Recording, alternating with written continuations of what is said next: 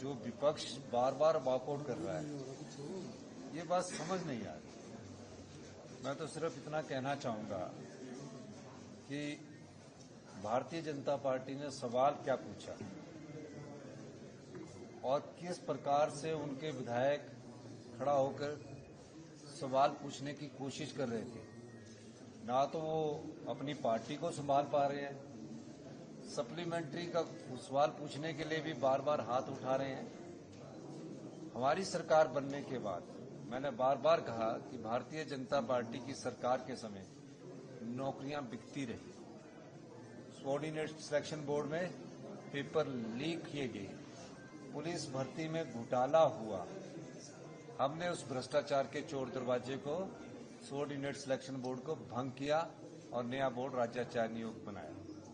उससे पहले भर्तियां कैसे हुई?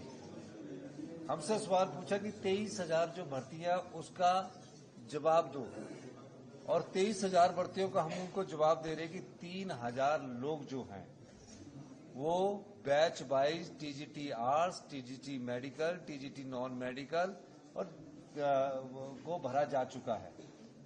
1700 के करीब जेबीटी के बैच वाइज भरे जा चुके हैं। राज्याचार्य नियोग से 31 अगस्त में 982 TGT arts, TGT medical, TGT non medical को भरने की प्रक्रिया शुरू है। 600 जेबीटी के भरने की प्रक्रिया शुरू है और 5,000 पंप ऑपरेटर लग चुके हैं। 2,061 वन मित्र लग चुके हैं।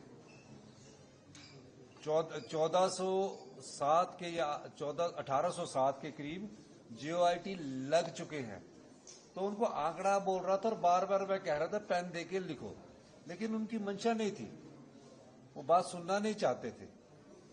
तकरीबन हमारी सरकार बनने के बाद हमने रोजगार के नए अवसर पैदा किए हैं और निश्चित तौर पर मैं कह सकता हूं कि वो जो पूछना चाह रहे थे उनकी मंशा कुछ और थी।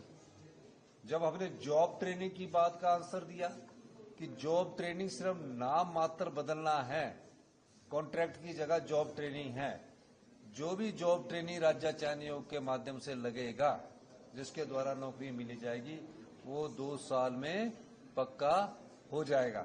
उस बात को भी वो सुनकर तैयार नहीं थे। इसके अलावा जितने भी रोजगार के अवसर वो हमारे घोषणा पत्र पर चले जा रहे थे, क्योंकि उनको वॉकआउट करके ये दिखाना था कि हम युवाओं के सच्चे साथी है, हम युवाओं के साथ खड़े हैं। लेकिन विडंबना देखिए, ये कहीं भी युवाओं के साथ खड़े नहीं है।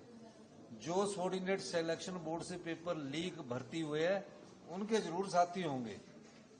मैंने जब कहा कि मोदी जी ने भी 2 करोड़ नौकरियां देने की बात की थी, हमने तो रोजगार देने की बात की है, सरकारी क्षेत्र में भी और निजी क्षेत्र में भी रोजगार देने की बात की है।